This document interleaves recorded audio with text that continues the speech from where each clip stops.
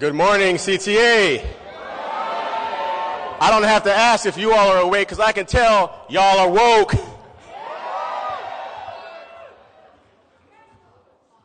Someone said, been woke. I want to thank you for all of the support and love that you've been showering on me. Just what happened a few moments ago was overwhelming. I was like, I'm ready to go home. I'm worn out. So much love. So let me just say this. My name is Tony Thurmond, and I'm honored to be your candidate for State Superintendent of Public Instruction in the great state of California.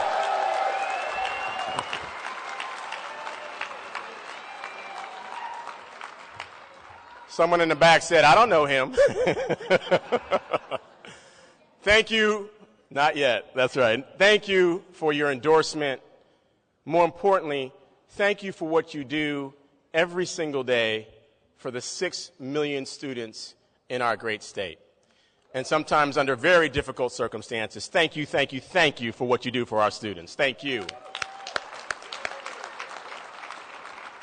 I know because for maybe a dozen years, I've been supported by many of your affiliates, including the United Teachers of Richmond, with my president, Demetrio Gonzalez, and my mentor, Terry Jackson, who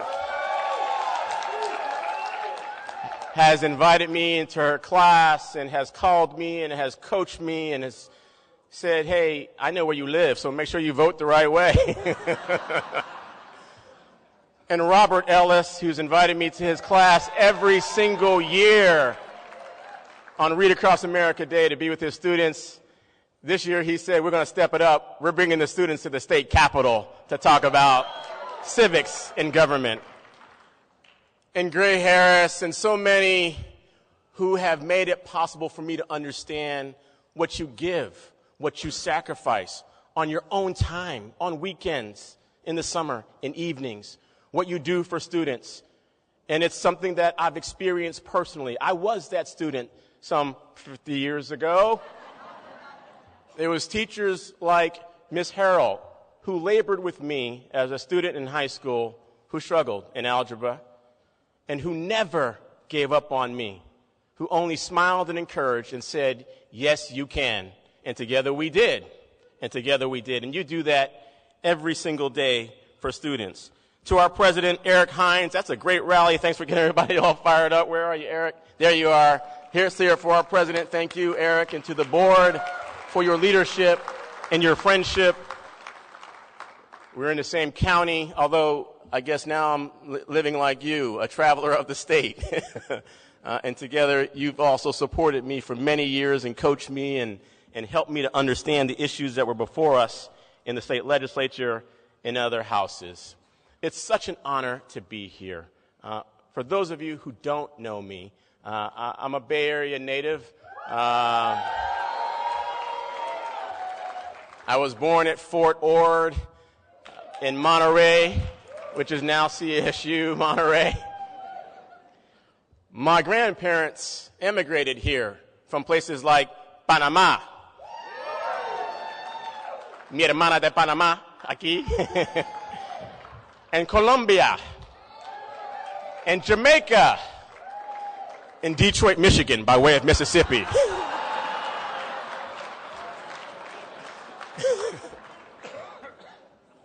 Before you is the descendant of former slaves who were brought to this country from Africa and from immigrants. And we take it personal on this day, on this anniversary of the Women's March, when our president denigrates our immigrant families who've made this country strong. We stand with them on this day to say we'll push back. And as a legislator, I'm so proud that I introduced a resolution that made California the first state to call for the censure of President Trump. We expect you.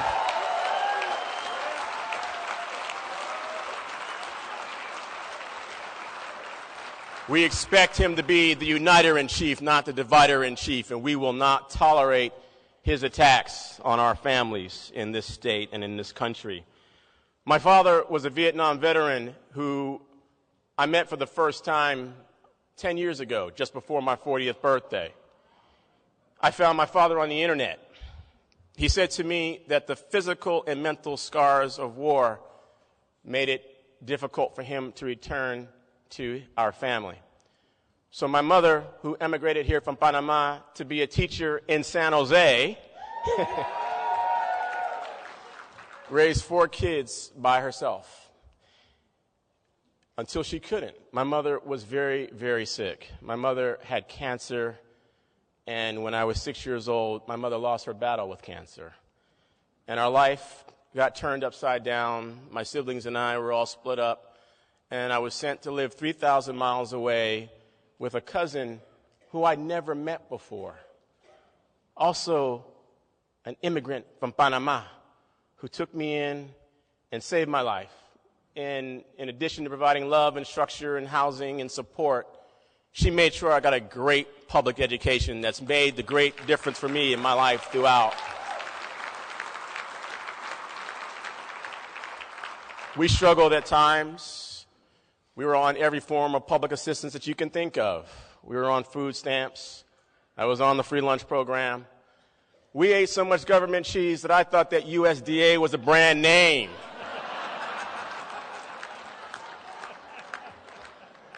But these programs supported me as a young, hungry student and supported my family. And it's why I'm so proud that this year the governor signed a bill that I introduced that makes it possible for 400,000 more kids to be signed up for the free and reduced lunch program in our state. Because you can't learn when you're hungry, you can't learn when you've experienced trauma, and that's why I've introduced legislation to provide school-based mental health programs. I spent 12 years trying to help others in schools, teaching after-school programs, teaching life skills, teaching career training, teaching social work. This past year, I taught a very special group of high school students who are detained in a juvenile camp. We brought Apple in to teach them about coding, but it struck me you should not have to get incarcerated to have to learn about coding in the great state of California. We must close the school-to-prison pipeline in this state. It's why I've introduced a bill that puts a tax on private prisons in California.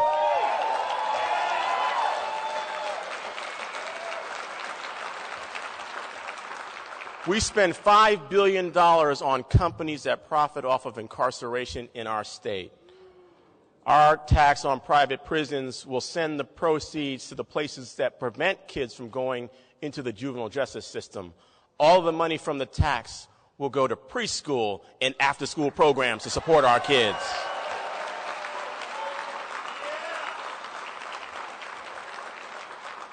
I think about it every single day. Given my background, it would have been easy for me to end up in California State Prison. I ended up in the California State Assembly. Let's make that possible for every California kid.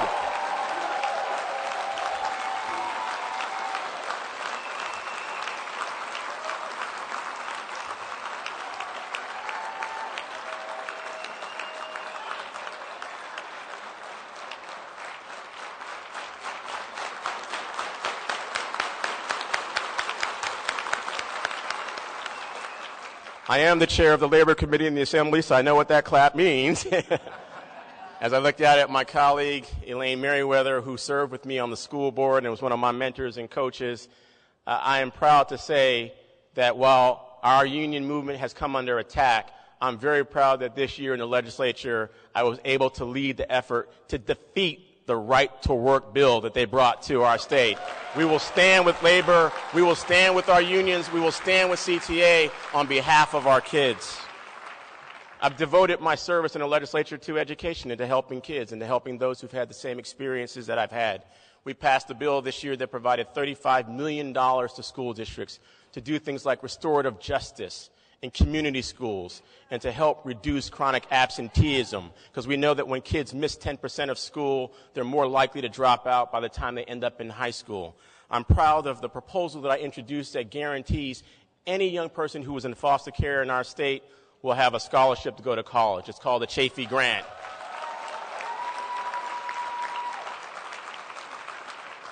I'm proud of our work to provide almost $500 million for early education, and I'm proud that just this past year, we made the first year of community college free. Consider that a down payment on what we'll do for higher education in this state. But we have so much more to do. We must close the achievement gap, the opportunity gap. We must do more to improve and fund special education.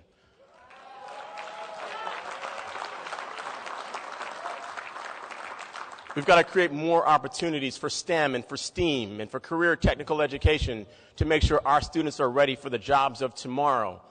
We've got to do more to support bilingual education and provide dual language immersion for all of our students. And we must close our teacher shortage. I don't know how we close the achievement gap without closing our teacher shortage in this state. I'm proud to be the author of 2 bills, one that provides a scholarship for anyone who wants to become a teacher in our great state. The second bill is a teacher housing bill that gives money to school districts to build affordable housing so teachers can live in the communities where they work.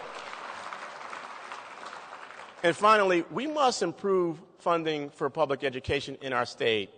It's sad that California would be 46th in the nation in per pupil spending when we are the 6th wealthiest economy in the world. As your superintendent of public instruction, I'll make it my fight every day to make funding for education in our state #1 again. Let's make California education #1. Together, we must continue to push back against President Trump and Secretary DeVos and to send a message that there's no privatization of our schools. We won't stand for vouchers, and we will not allow for any privatization of public education in the great state of California. Not in this state, not on my watch.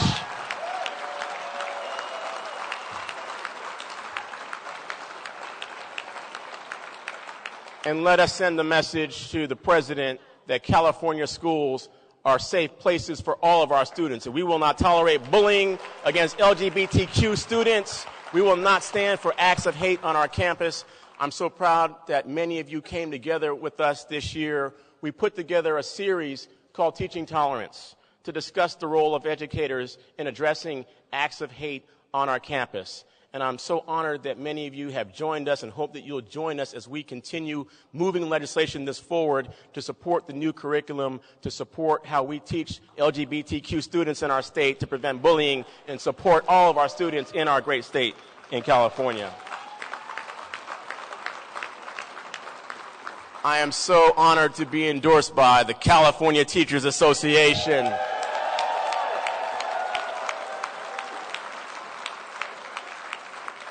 It'll be our secret. It's the one that I wanted the most. Thank you so much. And the California Federation of Teachers. Our current superintendent, Tom Torlakson. Our current U.S. Senator, Kamala Harris. Congress members Karen Bass, Congresswoman Barbara Lee. Equality California and Planned Parenthood. SEIU California and AFSCME have also joined our campaign. I'm always honored to be able to say that I'm endorsed by California's teachers, nurses, and firefighters as we fight for 6 million students in our great state. So let us take up the fight. There are those who would spend millions to not only take this office, but to take over public education in our state. We won't allow it. We'll stand together, and we will stand for you and fight for teachers and fight for the 6 million students in our great state. Thank you for your support. Thank you for the great work that you do. I'm honored to march with you, and together we'll serve every student in our great state. God bless you. Thank you.